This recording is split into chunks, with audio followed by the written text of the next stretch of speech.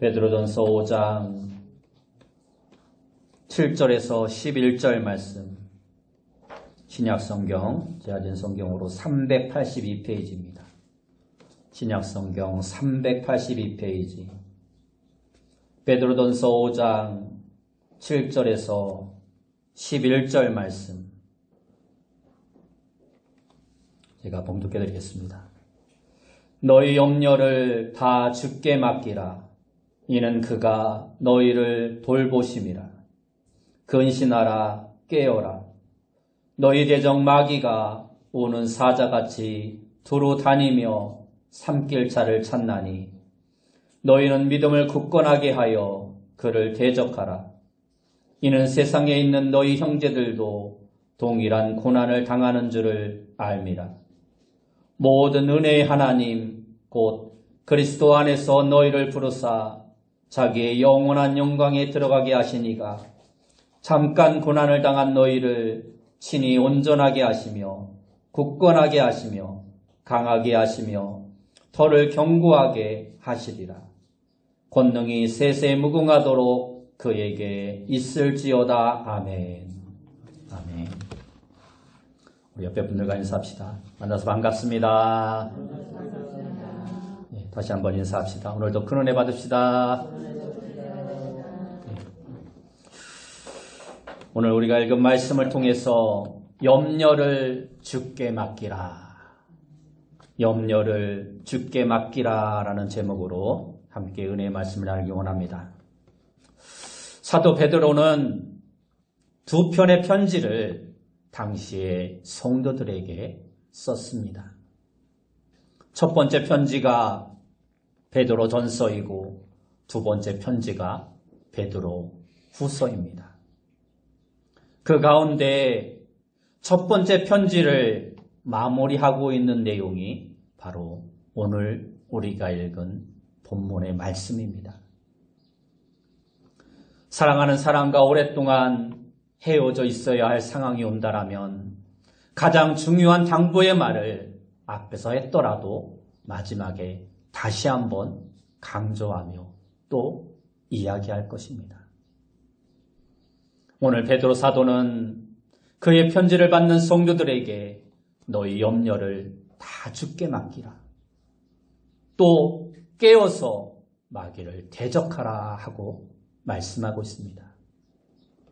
당시의 성도들은 시시각각 다가오는 박해의 그림자를 직감하며 항상 두려움에 떨고 있었을 것입니다. 여러분들은 오늘 교회에 나오실 때 무슨 염려를 가지고 예배의 자리에 나오셨습니까? 지난 한 주 사단 마귀와 어떤 승부를 펼치다 이 자리에 오셨습니까? 오늘 말씀을 통해 우리의 모든 염려의 짐을 주님 앞에 내려놓고 주님이 주시는 평안한 마음으로 예배에 동참하는 여러분이 다 되시길 바랍니다. 그리고 오늘 말씀을 통해 날마다 우리를 공격해서 야금야금 우리의 믿음의 삶을 허물어뜨리는 마귀와 당당히 맞서서 승리하는 삶을 살아가는 귀한 성도님들이 다 되시길 축원합니다. 오늘 말씀은 우리에게 닥치는 모든 염려를 하나님께 맡길 수 있다라고 말씀하고 있습니다. 언젠가 한번 복통으로 심히 배가 아파서 고생을 한 적이 있습니다. 특별히 뭔가 잘못 먹은 것도 없는데 배가 뒤틀려 몹시 고통스러워 밤을 제대로 자지도 못하고 새운 적이 있습니다. 다음날 아침에 되어서도 증상은 나아지지 않았습니다. 이처럼 우리가 건강하다가도 갑자기 몸이 안 좋아지고 통증이 며칠간 지속되면 괜히 걱정이 듭니다. 혹시 큰 병은 아닐까? 혹시 암은 아닐까? 특별히 가족 중에 암의 병력을 가졌던 분이 있으면 더욱더 큰 근심을 하게 됩니다. 실제 이러한 이야기도 있습니다. 한 중년 남자가 피부에 원일 모를 종기가 생겨서 병원에 다니며 치료를 받고 있었습니다. 그런데 어느 날 상처를 치료하던 의사가 신중하게 상처를 들여다보며 이렇게 말하는 것이었습니다. 암으로 가고 있습니다. 이 말을 들은 남자는 하늘이 노래졌습니다. 결국 피부암으로 번지고 말았구나. 이제 어떻게 해야 하나? 그리고 집에 돌아와서는 그날부터 주변을 정리하기 시작했습니다. 사람이 갑자기 변하기 시작하니 같이 사는 아내가 제일 먼저 뭔가 이상한 것을 느끼기 시작했습니다. 그래서 무슨 일이 있냐고 남편에게 캐물어도 남편은 자꾸 피하기만 하면서 이야기를 하지 않았습니다. 궁금한 아내는 남편이 다니던 병원을 찾아갔습니다. 그리고 담당 의사 선생님에게 도대체 남편에게 무슨 일이 있느냐고 물었습니다. 그랬더니 의사가 오히려 이상하다는 듯이 말을 합니다. 글쎄요, 상처엔 별 문제가 없는데요. 잘 아물어 간다고 말씀드렸을 뿐입니다. 그렇습니다. 의사가 아물어 간다는 말을 남편은 근심과 걱정이 많다 보니 암으로 간다는 말로 잘못 들었던 것입니다. 이처럼 근심은 잘 아물어 가는 것도 암으로 만들어버립니다. 아무것도 아닌 작은 병도 근심과 걱정으로 큰 병을 만들어버리고 마는 것입니다.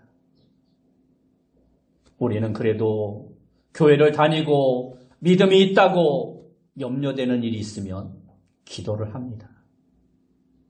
그런데 염려되는 문제를 가지고 기도하고 나서도 눈을 뜨면 또다시 그 문제를 가지고 염려합니다. 그 이유가 무엇입니까? 그 이유는 기도를 해도 눈을 뜨면 실제 걱정거리는 아직도 해결되지 않았기 때문입니다. 그런데 오늘 본문의 말씀은 우리가 염려를 다 주께 맡기고 안심해도 되는 이유를 분명히 알라고 우리에게 말씀해 주고 있습니다. 7절을 보면 너희 염려를 다 주께 맡기라. 이는 그가 너희를 돌보심이라 하고 말씀합니다. 우리가 염려를 주께 맡겼으면 안심해도 되는 이유는 주님이 우리를 돌보고 계시기 때문이라는 것입니다. 주님이 우리를 돌보신다는 것은 다시 말하면 우리는 우리 힘만으로는 이 세상을 살기 힘들다는 뜻입니다. 세상에 염려할 일이 생기는 것은 너무나 당연하다는 것입니다. 그러나 우리 마음을 어둡게 하고 무겁게 하는 근심이 다가올 때 하나님이 나를 돌보고 계시다는 걸 기억하라고 오늘 성경은 우리에게 말씀해 주고 있습니다. 하나님은 우리의 생각보다 훨씬 깊이 우리를 사랑하고 훨씬 세심하게 우리를 돌보시는 분입니다.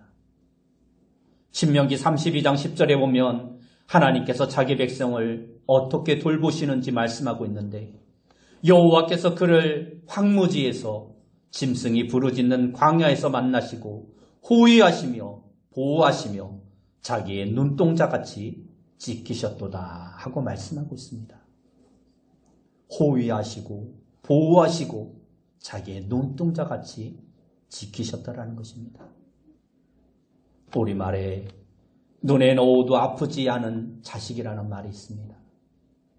이처럼 하나님은 우리에게서 한시도 눈을 떼지 않으시기에 주님의 눈동자에는 항상 우리의 얼굴이 아려 있습니다. 그러기에 하나님의 자녀들은 그를 해하려는 자들에게 스가랴 2장 8절 말씀에서는 너희를 범하는 자는 그의 눈동자를 범하는 것이다 라고 말씀하고 있습니다. 이 말은 내 문제와 내 고통을 하나님은 똑같이 느끼고 계시다라는 것입니다. 우리가 염려를 주께 맡기려면 성경을 통해 이러한 사실을 먼저 알아야 하는 것입니다.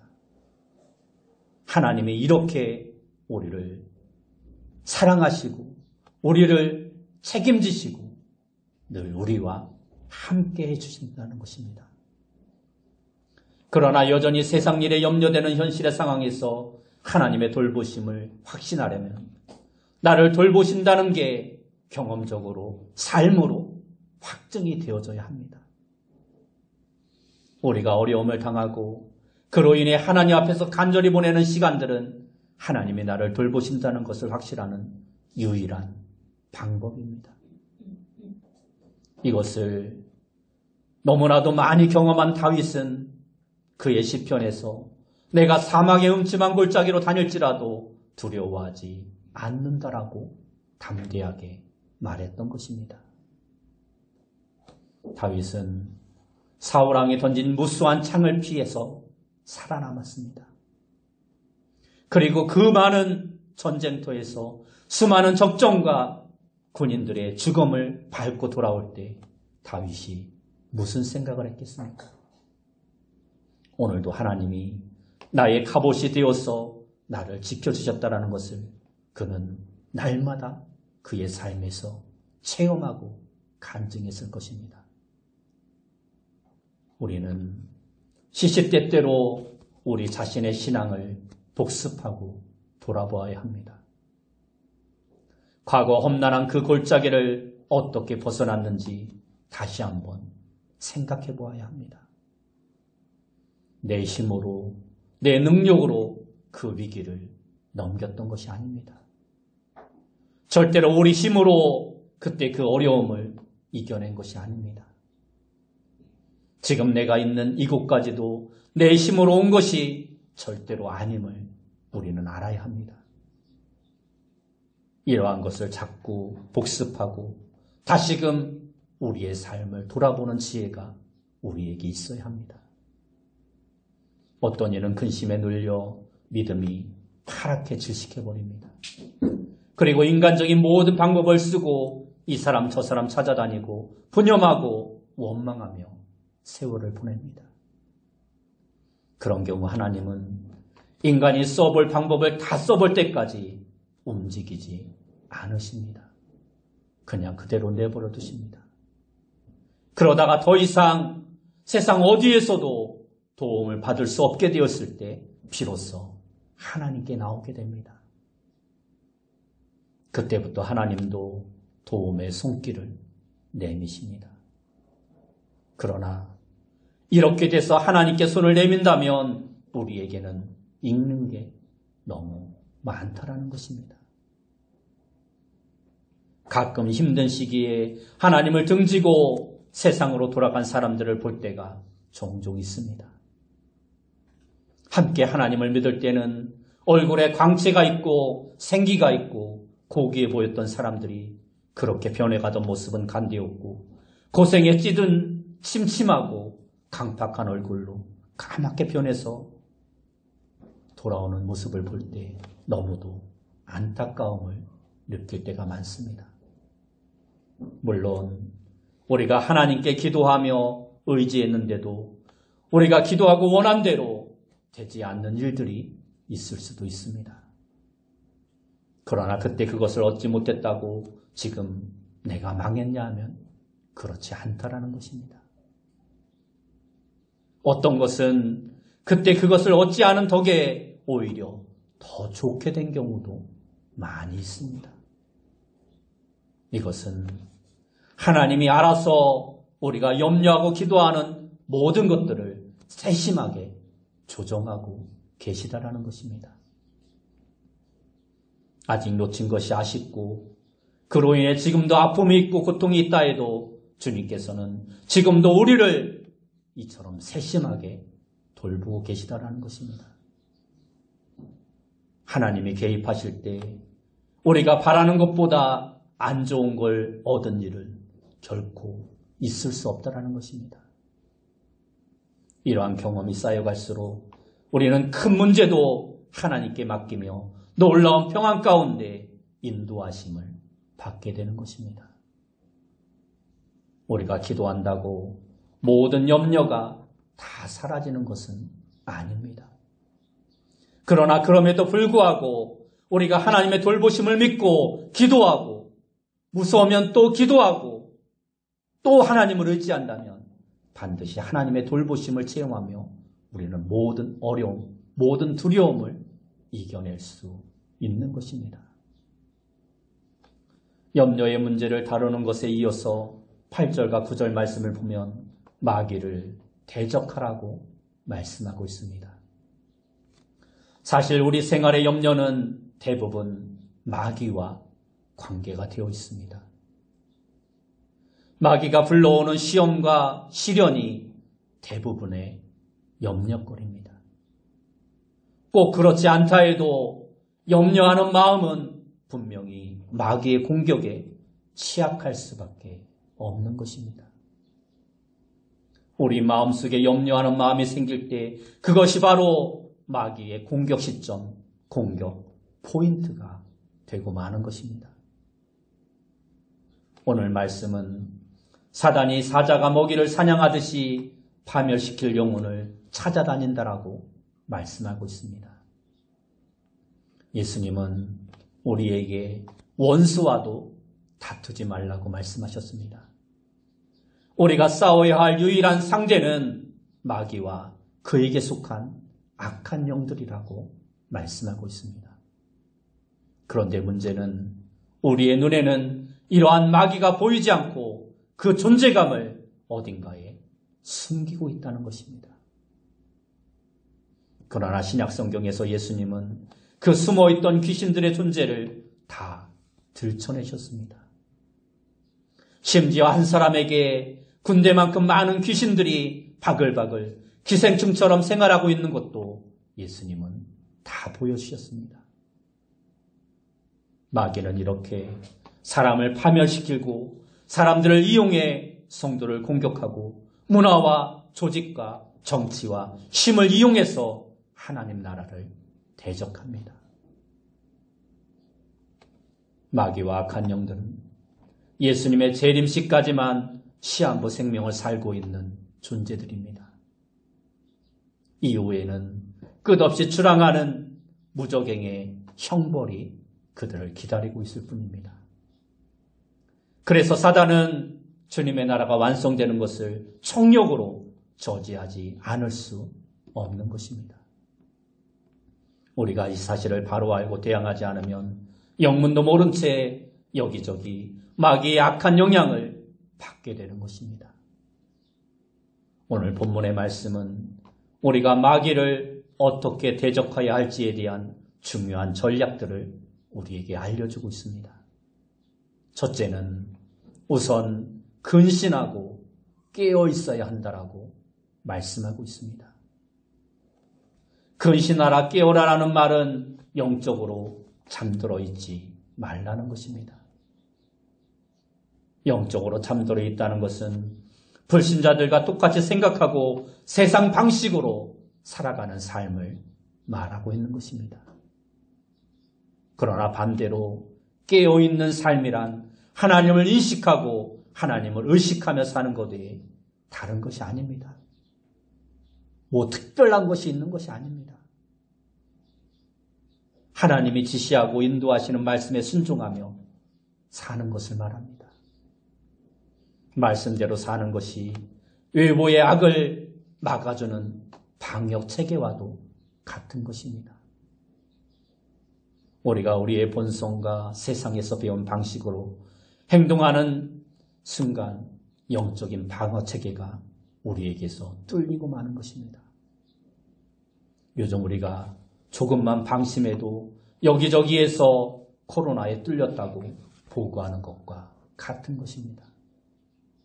예를 들어보면 오늘 본문 앞에 보면 겸손하라는 성도의 행동 방식을 이야기하고 있습니다.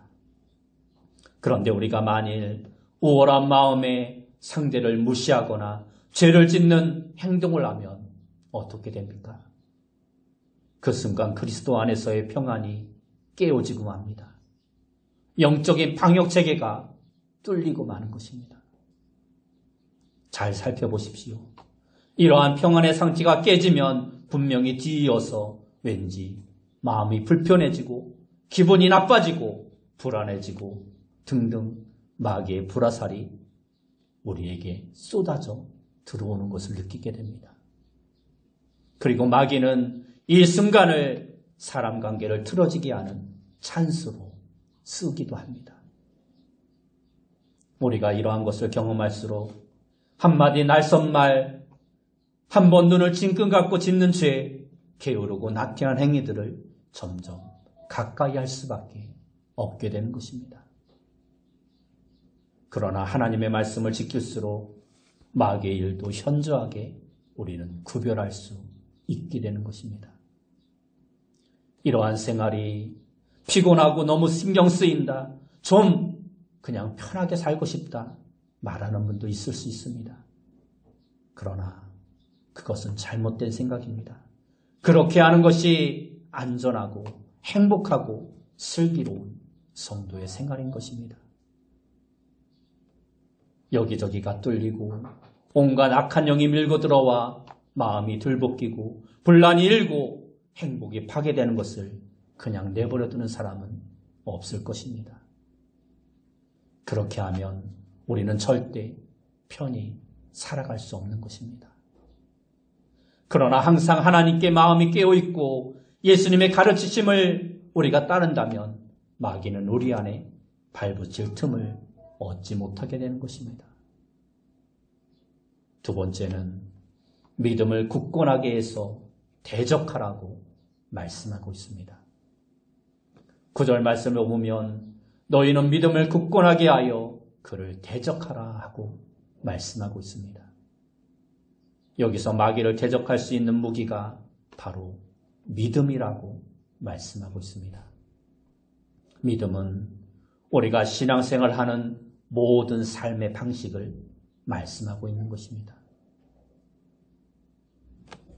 하나님의 존재하심과 선하심, 예수 그리스도로 인해 받을 영화로운 구원에 대한 흔들리지 않는 신뢰, 우리가 믿는 모든 것이 곧 믿음입니다. 특히 하나님의 인도와 보호에 대한 믿음이 약해지면 우리는 곧 마귀의 공격에 취약해집니다. 마귀는 신앙인들이 염려하는 일을 집중적으로 공격해서 사람을 무너뜨리는 것이 특징입니다. 그러기에 오늘 베드로 사도는 염려하지 않아야 될 것을 미리 언급하고 마귀를 대적할 것을 명령하고 있는 것입니다. 염려하는 마음이 지나친 자기애와 그로 인해 신앙이 약해진 데서 온다는 것을 마귀는 너무도 잘 알고 있습니다. 염려는 내가 어떻게 잘못될까 봐 생기는 감정을 말합니다. 여러분, 베드로가 왜 사단에게 넘어갔습니까? 왜 예수님을 3번이나 모른다라고 부인했습니까? 예수님이 잡히신 것처럼 자기도 잡히고 예수님처럼 자기도 십자가형을 받고 죽게 될까 두려웠기 때문입니다. 이미 예수님은 분명히 내가 너를 위해 기도했으니 9일에 형제들을 굳게 하라고 그에게 말씀을 주셨습니다. 이 말씀은 절대 베드로는 죽지 않는다는 것을 말씀하고 있는 것입니다. 네가 이후에 형제들을 굳세게 할 것이라고 말씀하셨던 것입니다. 그러나 베드로는 예수님의 그 말씀에 대한 믿음보다 당장 눈앞의 두려움에 사로잡혔던 것입니다. 이처럼 마귀는 우리를 늘 관찰하고 우리를 세심하게 살피기에 우리가 무엇을 두려워하는지 너무도 잘 알고 있다는 것입니다. 조그만 일에도 벌떡 일어나 허둥대고 만사를 제쳐놓고 전전긍긍하는 걸 보면 마귀는 쉽게 알 수 있는 것입니다. 이렇게 되면 우리는 이미 마귀에게 우리의 약점을 다 보여준 거나 마찬가지입니다. 돈 문제만 생기면 풀이 죽고 몸만 조금 아프면 낙담하고 자식 문제만 나오면 염려에 휩싸이고 잘 되는 친구들을 보면 미래가 걱정돼 죽겠고 이렇게 하는 것이 오늘 우리의 모습이 아닙니까? 우리는 이러한 사단에 대해서 전략적으로라도 내게 취약한 부분에 좀 더 대범해 보일 필요가 있는 것입니다. 마귀에게 너무 쉽게 우리의 약점을 들키지 않도록 하나님의 말씀으로 우리를 무장시킬 필요가 있다는 것입니다. 지금 미국에서는 경찰의 과잉 진압으로 흑인들이 사망한 사건들이 자주 발생하면서 엄청난 파장을 일으키고 있습니다. 경찰들이 수배자의 목을 짓누르고 총을 쏘는 모습들을 뉴스를 통해서 보셨을 것입니다. 아마도 그러한 경찰들은 평소부터 백인 우월주의에다가 막강한 공권력을 휘두르며 자와 도취에 빠져 있었을 것입니다. 그렇게 마귀가 그의 약점을 잡고 더 마음을 부추겨 살인에까지 이르게 하는 것입니다. 그렇게 해서 한 사람과 한 가정을 처참하게 무너뜨리고 자기 자신도 파멸케 하는 것이 바로 마귀의 속셈입니다. 그러므로 우리도 내 약점을 믿음으로 보강하도록 노력하지 않으면 그것이 우리를 불행의 도화선으로 만들 수도 있다는 것입니다. 구원과 삶의 행복을 지키기 위해서 더욱 믿음을 굳건하게 하는 것이 우리에게 너무도 필요하다는 것입니다. 여러분 모두가 믿음을 강하게 하는데 더욱더 많은 노력을 기울일 수 있는 성도님들이 다 되시길 바랍니다. 마지막 세 번째로 우리는 사단을 대적할 때 공동체적인 대항이 필요하다라고 말씀하고 있습니다. 계속해서 9절 하반절 말씀을 보면 그를 대적하라. 이는 세상에 있는 너희 형제들도 동일한 고난을 당하는 줄을 알미라 하고 말씀하고 있습니다. 이 말씀은 성도들은 누구나 다 고난을 당한다라는 것입니다. 또 고난을 당하지 않을 때는 고난당하는 형제들의 짐을 나눠지며 함께 고난을 당한다라는 것입니다. 어렵고 형편이 나쁠 때 자신을 감추고 싶은 것이 당연한 사람의 마음입니다. 왠지 하나님께 벌을 받는 것 같고 신앙생활을 제대로 하지 않아서 생긴 일 같아서 그러한 것들이 남에게 드러내는 것을 꺼려합니다. 부끄러워합니다.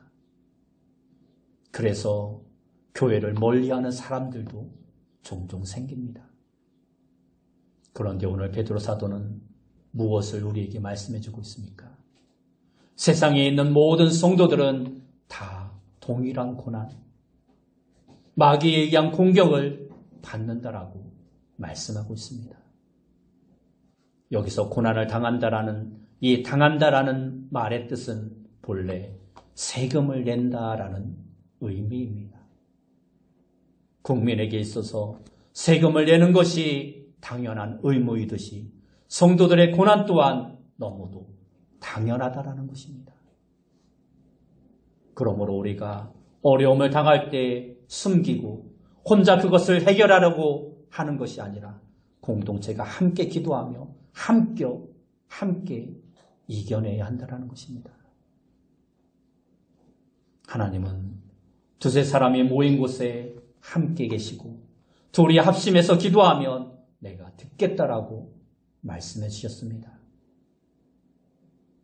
마귀가 조직적으로 성도들을 시험하고 유혹하듯이 교회도 그러한 사단에 조직적으로 대적할 필요가 있습니다.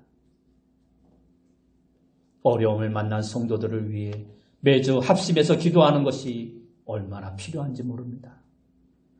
혼자 떨어져 나가 힘든 일을 해결하려고 한다면 그것은 오히려 훨씬 어려운 길을 선택하는 것과 같습니다. 성도들은 교회를 중심으로 똘똘 뭉쳐서 수시로 닥쳐오는 마귀의 시험과 생활의 모든 어려움과 문제들을 함께 기도하며 함께 해결해 나갈 수 있는 자가 되어야 합니다. 요즘 우리 성도들의 가정에도 어려움이 많이 있을 것입니다. 또 내게 문제가 없고 다른 성도가 어려움이 있을 때에도 마음을 함께 나눌 수 있는 자가 되어야 합니다. 하나님은 내가 어려울 때 다른 성도들의 기도와 도움을 통해 넉넉히 이 기도로 우리를 도우시는 분이십니다. 우리가 기도할 힘이 없을 때 성령께서 친히 우리를 위해 간구하신다라고 성경은 말씀해주고 있습니다. 말씀을 마치겠습니다. 우리가 살면서 수시로 어려운 문제들이 우리에게 많이 닥쳐오지만 그 짐을 더 무겁게 하는 것이 바로 우리의 염려입니다. 그러므로 우리는 모든 일에 하나님의 도우심을 구하며 우리의 염려를 주님께 맡기는 자가 되어야 합니다. 기도하고 주님께 맡기면 우리의 모든 일을 다 하나님이 대신해 주십니다. 하루를 시작할 때 오늘 하루도 주 안에서 평안하길 기도로 시작하는 여러분이 되시기 바랍니다. 오늘 하루의 직장생활에 지혜를 주시고 오늘 하루의 건강을 지켜주시기를 기도하며 살아갈 수 있는 여러분이 되시기 바랍니다. 이렇게 날마다 깨어서 하나님을 신뢰하며 믿음을 굳게 하면 마귀는 우리에게서 틈을 찾지 못하고 떠나가고 말 것입니다. 여러분 모두가 모든 염려를 주님께 맡기고 사단이 우리 마음에 틈타지 못하도록 늘 성령 안에 깨어서 하나님의 은혜 안에 살아가는 귀한 성도님들이 다 되시길 예수님의 이름으로 축원합니다.